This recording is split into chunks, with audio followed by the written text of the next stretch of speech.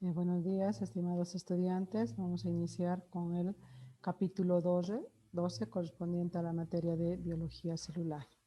Este capítulo abarca a la biología de la interacción de la célula y la matriz extracelular. Todo este capítulo vamos a ir explicando cómo las células interactúan constantemente con la matriz extracelular.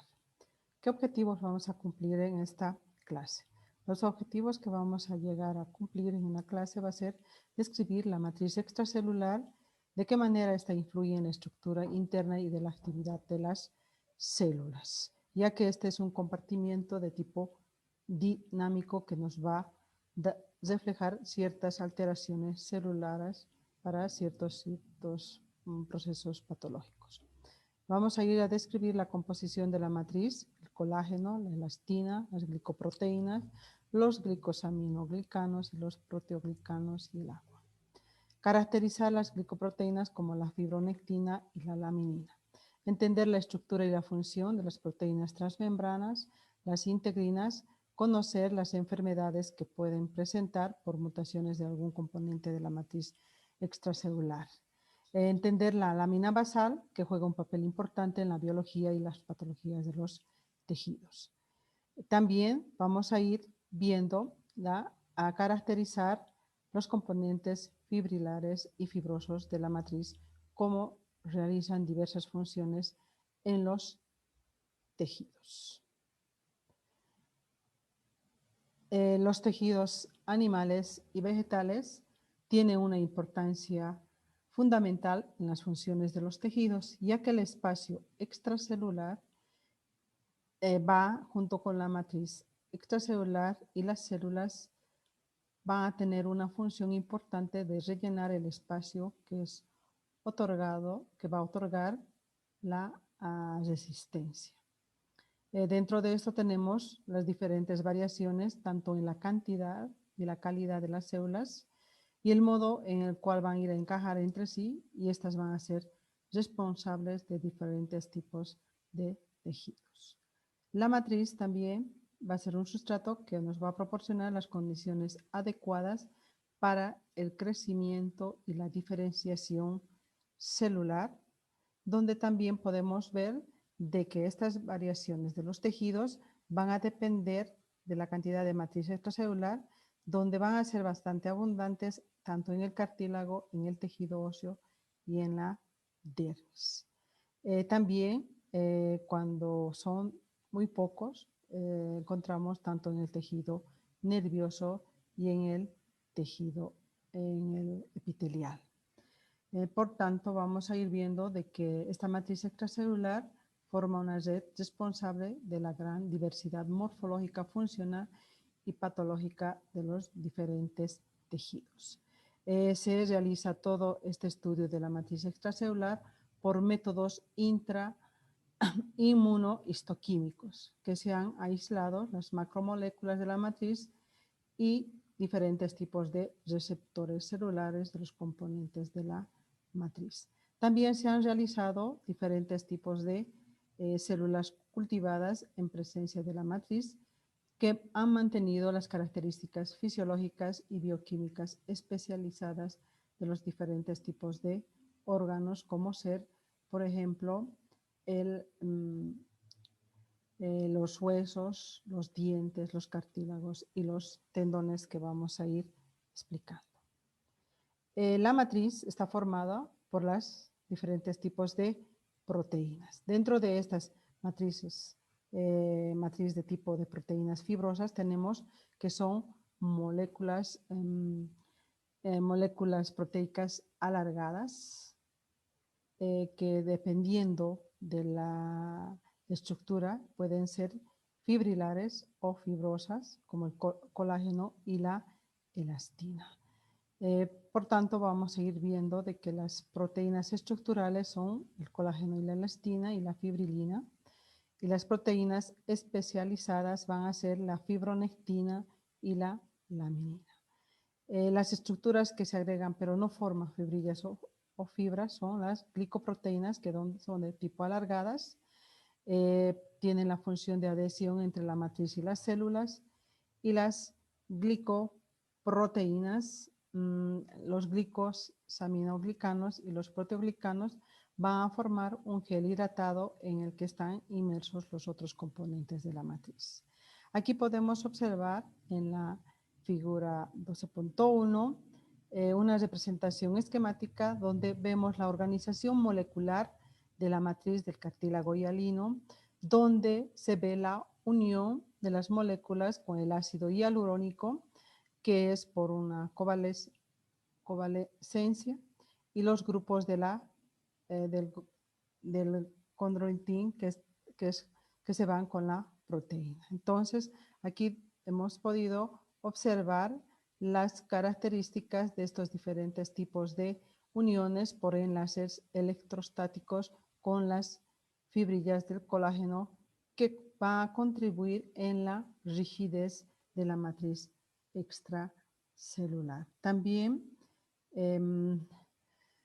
vamos a ir viendo las ciertas características importantes de los diferentes tipos de presentaciones de organización molecular de la matriz extracelular.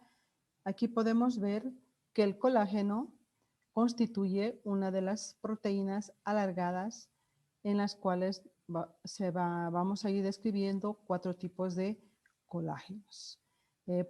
Estos colágenos se originan a partir de una proteína inicial y se van diversificando teniendo diferentes tipos de estructuras y funciones y reacciones diferentes dependiendo de la necesidad de los tejidos.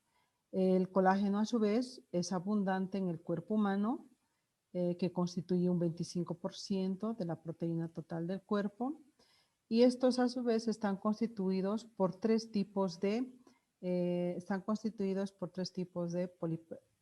polipéptidos dispuestos en triple hélice.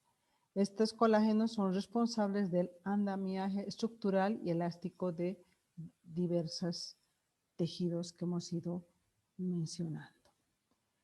También tenemos otro componente estructural que es la fibroconectina, que son estructuras moleculares diméricas formado por dos cadenas polipeptídicas que podemos observarlos, que van a ir formando cadenas y que constituyen formaciones enrolladas, y a su vez estos tienen segmentos bastante flexibles y que van a ir alternando con formaciones enrolladas y adhesiones a ciertas macromoléculas que están situadas en la matriz extracelular. La fibroconectina es responsable de la adhesión de las células no epiteliales a la matriz. También tenemos una molécula importante que es la laminina, que está formada en forma de una cruz constituida por 3 polipéptidos unidos entre sí por grupos de azufre. Estas están adheridas a las células en las macromoléculas de la matriz extracelular. ¿Qué función tiene la laminina? Es responsable de la adhesión de las células epiteliales a la lámina basal. También vamos a ir explicando los proteoglicanos y las glicoproteínas, que son familias que están compuestas altamente hidrófilos con múltiples funciones. Está constituido por dos tipos de cadenas largas de disacáridos unidos por dos monosacáridos por enlaces glucosídicos. Estos glucosaminos es importante mencionando que son glucosaminos no sulfatados, que es el ácido hialurónico, y el glucosamino sulfatado, que es el sulfato de dermatán. Que estos vamos a ir encontrando tanto en la piel, vasos sanguíneos, en los pulmones, en los cartílagos. Los proteoglucanos son glucosaminos unidos a la proteína central con macromoléculas. Este componente de los proteoglicanos y glicoproteínas va a formar parte de un gel hidrofílico semilíquido que nos va a permitir la circulación de los nutrientes, hormonas y otros mensajeros químicos. Por tanto, estos son los componentes importantes de estos componentes que hemos ido mencionando. Los glicosaminos y los proteoglicanos, a su vez, son componentes que son polímeros lineales no ramificados, disacáridos de radical amino y un ácido urónico. ¿Cuáles son los principales? Es el ácido hialurónico y el sulfato de dermatán, que es el sulfato de condroitina y el sulfato de parán. Estos se van a unir covalentemente a cadenas proteicas para formar los proteoglicanos. También aquí podemos ver la representación de la matriz del cartílago de hialino y también podemos ver los glicosaminoglucanos que ya hemos ido mencionando. Dentro de estos radicales de carboxilo y radicales sulfato tenemos alta carga negativa que atraen a los cationes sodio y atrayendo el agua y elevando la hidrofilia formando un gel en la matriz extracelular.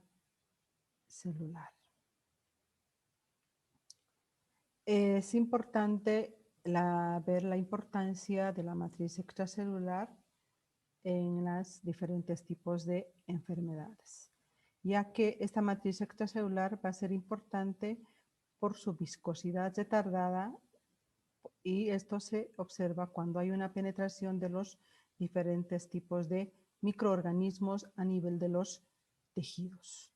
Estos a su vez van a producir ciertos tipos de, las bacterias son aquellas que van a ir produciendo ciertas enzimas capaces de digerir a las macromoléculas de la matriz extracelular y estas se van infiltrando muy fácilmente en los tejidos. Dentro de la importancia de esta viscosidad de la matriz extracelular, tenemos a una bacteria importante que es la bacteria del Staphylococcus, que es una bacteria gram positiva que está agrupada en forma de racimos de uva y estas no son esporuladas. Habitualmente estas bacterias estafilococas van a producir ciertos tipos de enfermedades, especialmente a nivel de la piel, como la celulitis o un edema en la matriz extracelular. Este estafilococo presenta un componente importante que es la hialuronidasa. Esta hialuronidasa es una enzima que va a descomponer el ácido hialurónico. También tenemos otro responsable de esto, tenemos a unas bacterias. Dentro de las bacterias que tenemos son el Clostridium tetani, Clostridium perfringens, Clostridium botulínico y Clostridium difficile. Todas estas diferenciaciones de las bacterias lo llevarán en tercer año. Pero sí ir mencionando que esta Clostridium perfringens el Clostridium es una bacteria gram positivo con cápsula esporulada que se encuentra habitualmente en varios animales. Encontramos en carnes no cocidas, en el suelo, en enfermedades que pueden producir diferentes tipos de enfermedades bastante fatales. Producen la gangrena gaseosa, que es la putrefacción, con muerte celular, con pérdida de piel y una pérdida irreversible de la piel. También producen procesos de tóxico, infección alimentaria, dependiendo de qué tipo de microorganismo o de bacteria nos referimos, ¿no es cierto? A la Clostridium botulínica o tetani, que esto lo va a ir viendo, pero es importante ver de que se podemos identificarlo según la matriz, la viscosidad que tenga este tipo de secreción y también la forma, qué tipo de enzimas van a ir estas produciendo. Bueno, vamos a continuar con la fibronectina y la laminina, que son glicoproteínas alargadas multiadhesivas y extracelulares que se encuentran, que tienen regiones en sus moléculas que las unen a las células y a los componentes de la matriz. Dentro de la importancia de la fibroconectina, vamos a ir mencionando que es una estructura molecular con dos cadenas polipeptídicas que ya la hemos ido describiendo y dependiendo de la flexibilidad por los puentes de disulfuro. Presentan sitios de adhesión a las células y a otras moléculas, sirven como puentes entre las células y la matriz extracelular. Estas derivan de un único gen cuyo ARN premensajero está generado más de 20 ARN diferentes. Es importante a nivel del desarrollo embrionario. También vamos a ir viendo de que la laminina es un principal constituyente de la lámina basal, que está formado por 3 polipeptídicos, como podemos ver, en forma de cruz. Se unen al colágeno tipo 4, al heparansulfato y a receptores celulares de la laminina. El colágeno 4 y el heparansulfato son los componentes principales de la lámina basal. Por tanto, también presentan un tipo de cadenas alfa, gamma y beta que se van adheriendo a las células y a las macromoléculas de la matriz extracelular. También vamos a ir describiendo al complejo de a las integrinas, que es un complejo de receptores celulares que fija a las células, a la matriz. Dentro de esto tenemos a los receptores de la membrana celular que se unen a varios componentes como al colágeno y a la laminina. Estas son proteínas transmembranas que componen de 2 glicoproteínas alargados. Presenta un extremo exterior que se une al componente de la matriz extracelular, tiene un extremo citoplasmático y que se une a la proteína de la talina, a la porción del citoesqueleto formado por la actina. Entonces, las integrinas vamos a poderlas ubicar a nivel de las plaquetas para el proceso de la hemostasia y también en algunos tipos de patologías como ser en la deficiencia que se produce en la enfermedad de Glasgow. Entonces, estos integrinas, como ya hemos ido mencionando, están incluidas en las proteínas transmembranas que se unen a la fibroconectina en la región extracelular y en el citoplasma a través de la talina que se adhiere a la actina. También vamos a ir viendo que se muestra una continuidad entre moléculas intracelulares y extracelulares que van a formar el fibronexo, que son los componentes son que el filamento de actina se une a las proteínas talina y vinculina y esta talina se une a una integrina de la membrana celular que fija a la fibronectina de la matriz extracelular. La molécula de la alfa-actina une a los filamentos de actina entre sí, creando una estructura molecular mucho más firme, que aquí podemos observar este componente del fibronexo. También tenemos la lámina basal, que sirve como filtro aniónico importante, que es un entramado de moléculas, especialmente de moléculas de colágeno 4, que va a darle un aspecto de alambre de tejido gallinero y que tiene una laminina y el proteoglicano de sulfato de dermatán. La lámina basal es para la filtración del plasma sanguíneo y la formación de orina en los riñones. También es importante ir mencionando de que también se encuentra en la protección del aire inhalado en los tejidos del pulmón. Entonces, el componente de la lámina basal está producido por las células epiteliales, las células endoteliales y musculares, y no por las células del tejido conectivo. Podemos observar acá la lámina basal que separa el tejido conectivo subyacente tanto de las células musculares, también de los capilares sanguíneos y de los linfáticos, donde podemos ver que están separados del tejido conectivo a través de la lámina basal que ha sido estudiado. También es importante ir mencionando que la lámina basal juega un papel importante en la biología y en la patología. ¿Qué es la metástasis? La metástasis son células cancerosas que se separan del sitio donde fueron formados inicialmente y fueron desplazados al sistema vascular o linfático. O van a formar nuevos tumores metastásicos en otras partes del cuerpo.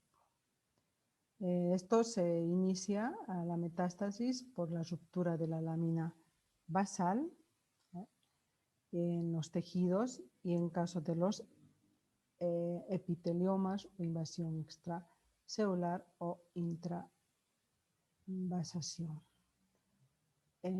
Por tanto, vamos a ir viendo de que la circulación por el organismo va a invadir a la matriz extracelular y van a ir formando las células malignas que separan del tumor primario. Y estos a su vez degradan las proteínas de la matriz extracelular circundante. Y la quimiotaxis son movimientos de los receptores que permiten el reconocimiento entre las células y la presencia de sustancias químicas que atraen a las células a la proximidad de los agresores. También aquí podemos observar que la lámina basal, cómo se va a ir dividiendo y separando. Estas metástasis, como dijimos, están en los tumores malignos que tienen que pasar esta lámina basal. ¿Cuáles son los componentes fibrilares y fibrosos? Tenemos al colágeno y la elastina. El colágeno, ya hemos ido mencionando, de que es abundante en todo el cuerpo. Corresponde a una familia de proteínas alargadas que son de 4 tipos y que se van desarrollando a partir de una proteína inicial y también hemos ido mencionando de que son 3 polipéptidos triples que son 1000 aminoácidos de cada polipéptido y estos están asociados en forma paralela y van a ir formando fibrillas visibles al microscopio electrónico con un diámetro de 20 a 300 nanómetros. El colágeno tipo 4 forma una red con aspecto de alambre tejido de gallinero, como podemos ir observando acá en la imagen. Vamos a ir explicando cuáles son las características de los 4 tipos de principales de colágeno. Tenemos el primer tipo que está distribuido especialmente en la dermis, tendón, hueso y fibras y pigmentos. ¿Cuáles son las células productoras? Los fibroblastos.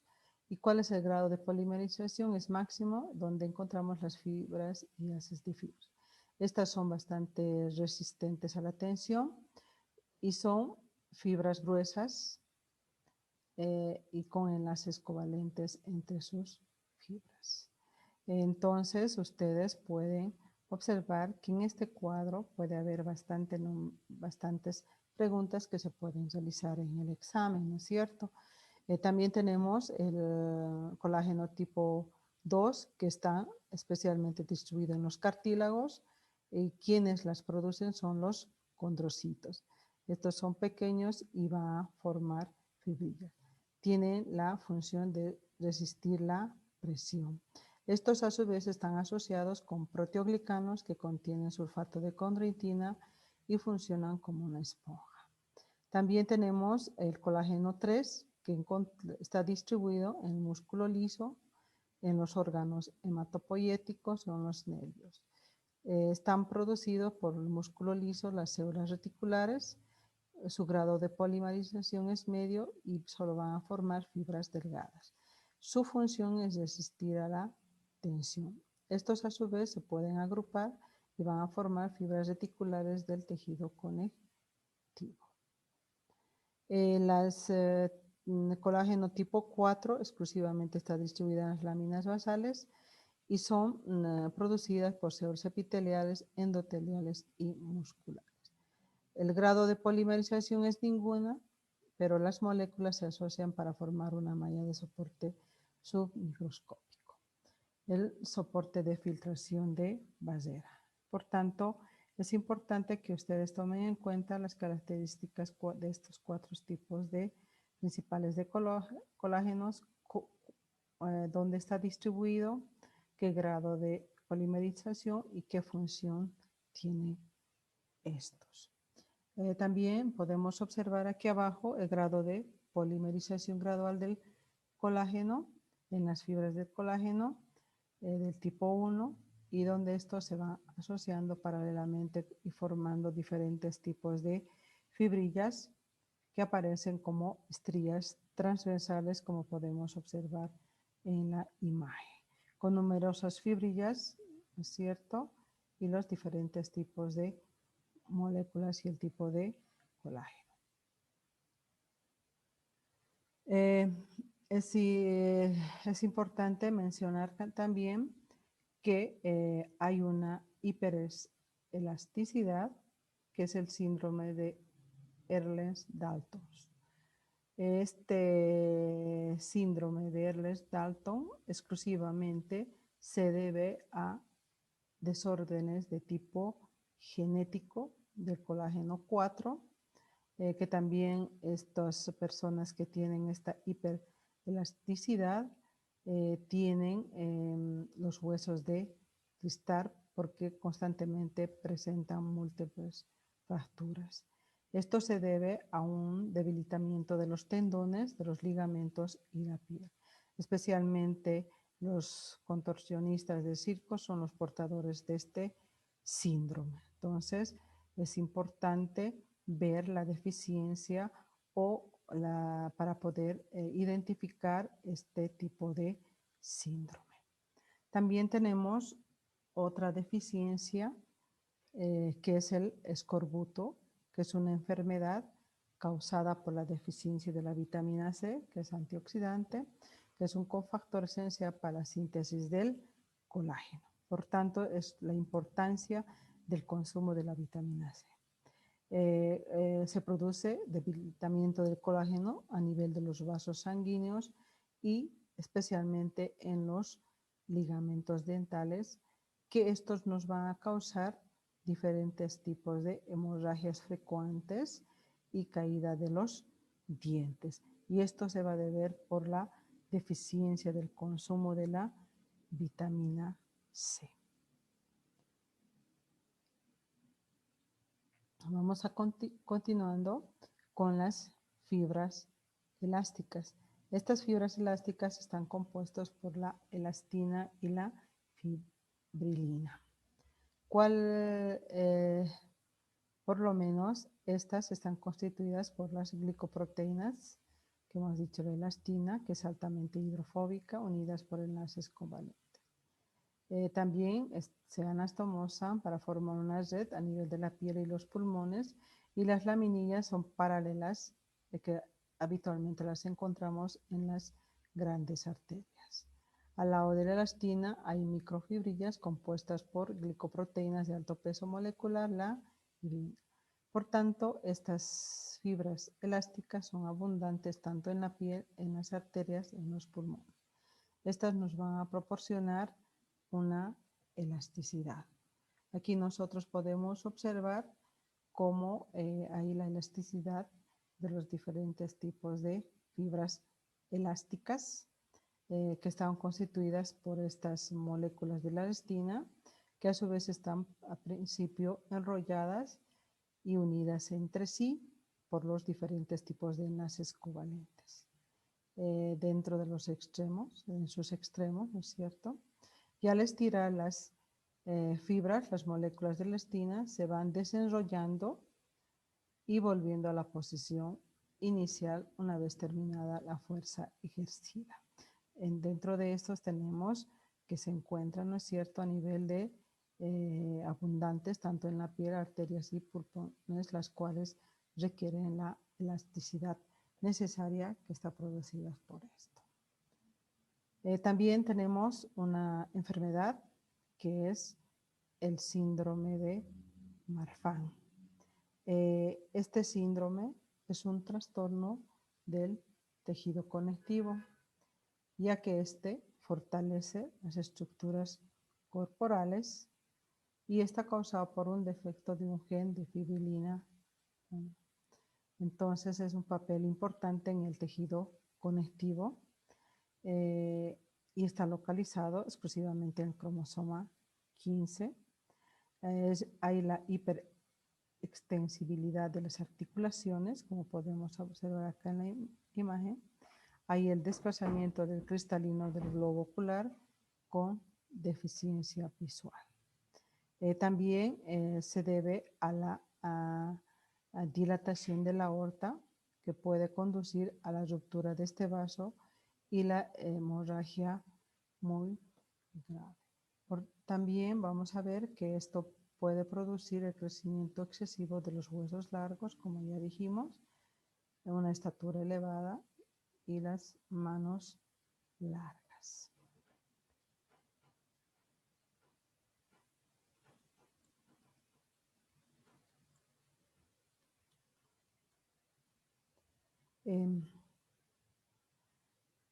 Es importante mencionar que las presentaciones y videos no solo son de referencia con la visión general del tema, es responsabilidad del postulante estudiar todo el contenido del capítulo, desde el título del tema hasta el resumen, incluyendo los casos clínicos, terminología, tablas, gráficos y dibujos.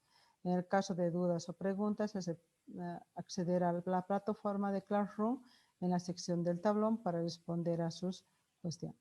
Se les vuelve a pedir a los estudiantes que por favor participen en los días que les corresponde y los docentes para las dudas o preguntas que tengan en sus grupos correspondientes.